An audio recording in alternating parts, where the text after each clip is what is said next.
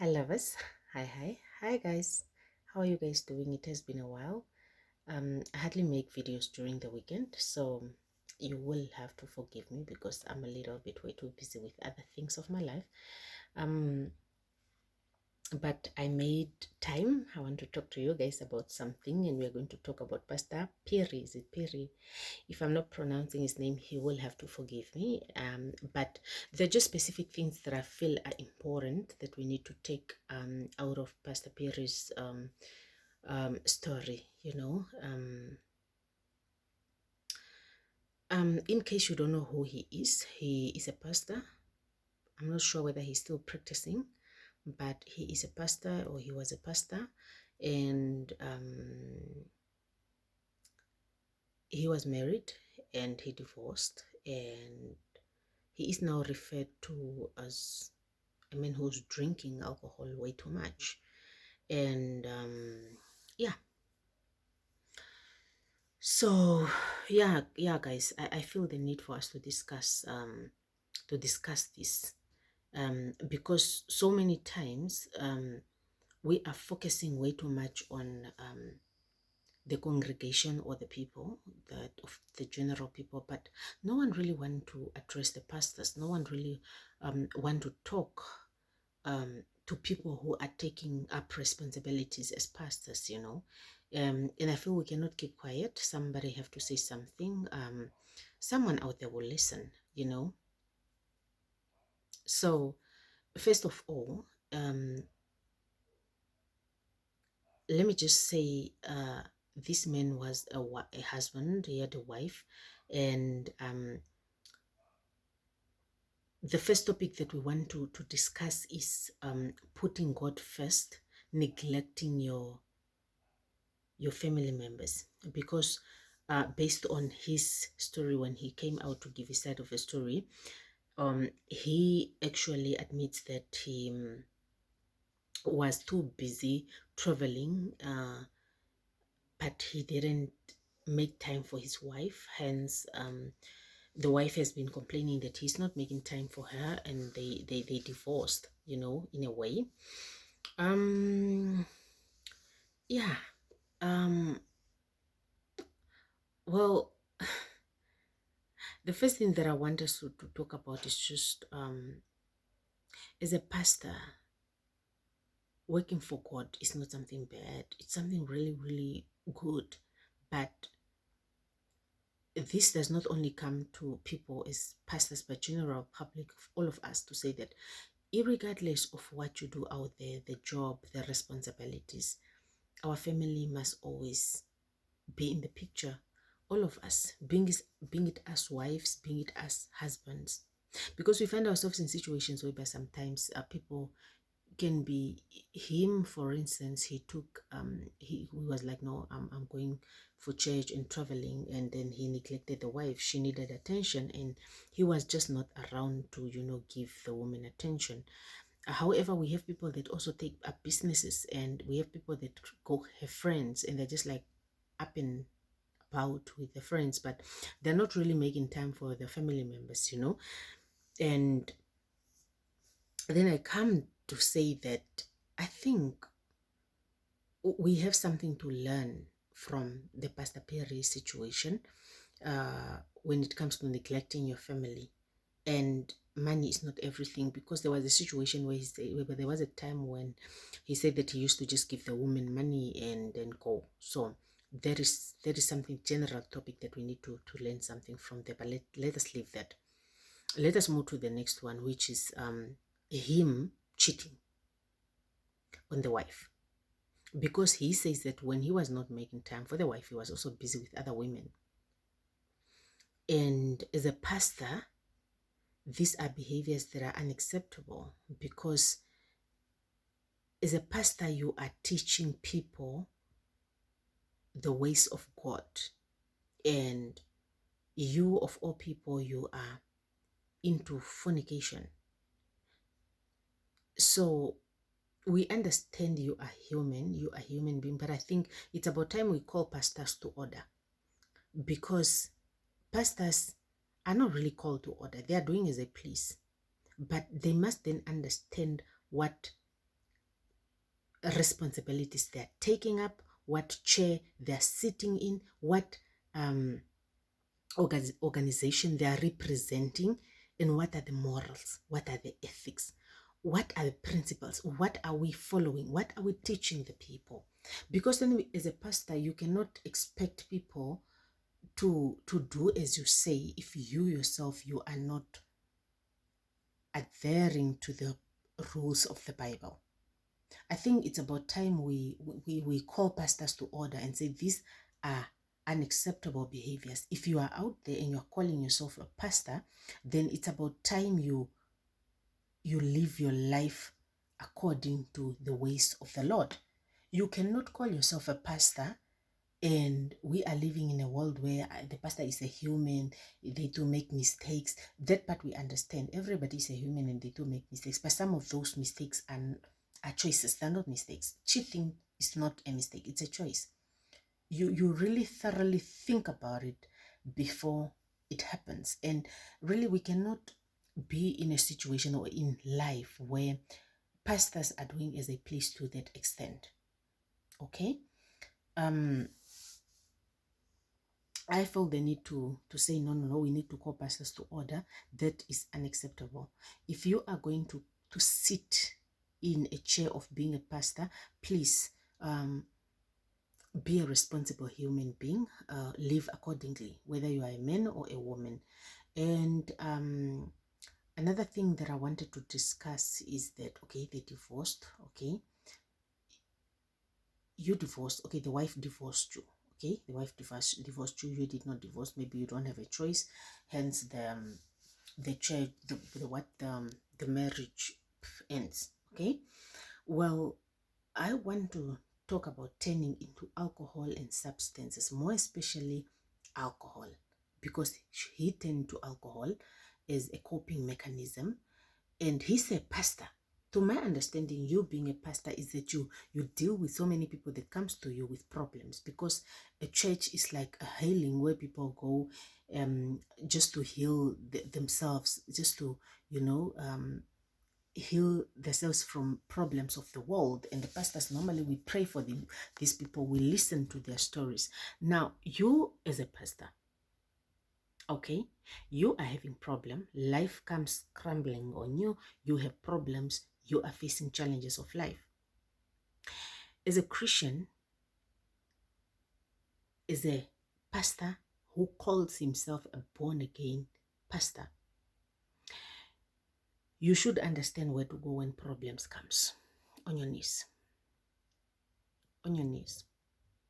You should understand what faith is, what faith being tested is. You should understand all these things. And no, you didn't choose God. You decided, let me pack God for the moment. I need to drink alcohol. And then you are allowing yourself to turn into an alcoholism to the extent where you are until now. Because this is the whole story that is going on now, even from the lady that is trending now at the moment. And I am just wondering that if pastors, we are turning into alcoholism as pastors, as coping mechanisms from problems, what are we teaching the people of the world that we are trying to get from the world to bring this side of Christ? What are we trying to teach the people? And we cannot sit here and say you are a human being. We as our behaviors when we sit and call ourselves pastors, they really matter. And it's about time we address pastors, because I just feel like pastors of nowadays are just calling themselves pastors because they want to be called pastors, but they're not really living up to standards of pastors. So now I'm just wondering, what are we teaching the people? And I am here to say, as pastors, can we please live our life accordingly? Let us just live our life accordingly. If you are calling yourself a pastor, live your life accordingly. And if you cannot, can you just excuse the chair that you're sitting in. Respect it and just excuse the chair that you're sitting in and go like, you know what, I cannot, I am a little bit compromised, I am doing wrong things. Can I not be the pastor and lead this holy union and just step up so that somebody else take up the responsibility while I am fixing myself on the side? I will be back. And it's okay, you are a human being to say, I'm sorry, but I'm slacking, I am falling behind on something, I need to fix myself, let me fix myself and come back later. Because now as a pastor who is going to church and you are busy walking like the video that I saw there of you holding a savannah, drinking yourself like that to God knows where, that is not right for the position that you're sitting in, and for a position that a pastor should be sitting in. So I needed to address some of those things, because I just feel like the pastors, we don't really talk to pastors, but we talk to general people, but we don't really talk to pastors like that. And if one thing, a pastor should then understand, faith can be tested. Faith, how do we keep our faith? Because at the end of the day, faith is going to save us. How then do we keep our faith when challenges are coming to us? How do we then fight off challenges the correct way? How do we then make sure that we stay away from things that are not okay from us? If you as a pastor, you are married and you are cheating on your wife, what are you teaching the people? When men comes to you with cheating problems, what are you going to teach them? When women comes to you with cheating problems, what are you going to teach them? I just feel like some of these things we need to really honestly address. And because I feel like we are leaving pastors more especially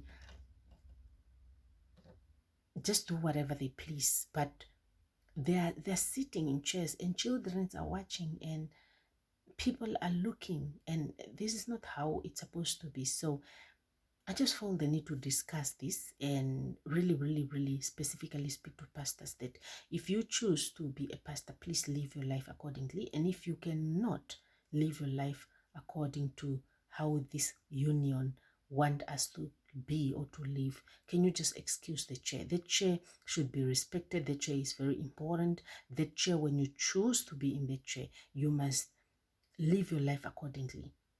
You must live up to specific standards. You cannot just call yourself a pastor and do as you please. I don't think that is really well acceptable.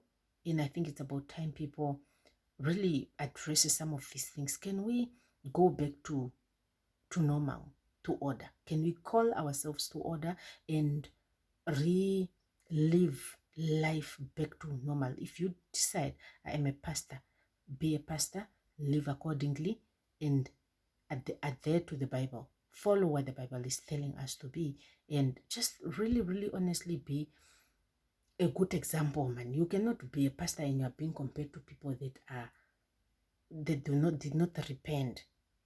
You know, you just can't be of that. It does not it does not add up. 1 + 1 is not 2, and we cannot live our life like that.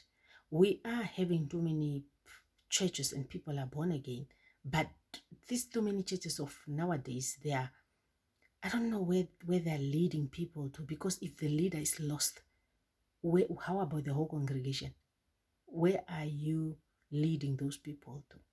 Why don't we learn to be honest with ourselves in life and be like, you know what, I cannot take this anymore, I cannot do this, and be honest with the people that I am supposed to be a leader, but unfortunately I cannot do it. I need to go fix myself. I've made a mistake and I shall be back when I am in order, and really teach people the truth, because these things that you people are doing are not making sense. But anyways, that is what I feel like discussing. If you are to find or to come across a pastor that is cheating on the wife, that is drinking alcohol, that is in the situation that Pastor Phiri is in right now, what are you gonna, okay, what would you advise, or what would you say on that, on such situations? And plus also when people are cheating, do they put children into consideration? Do they put children into consideration?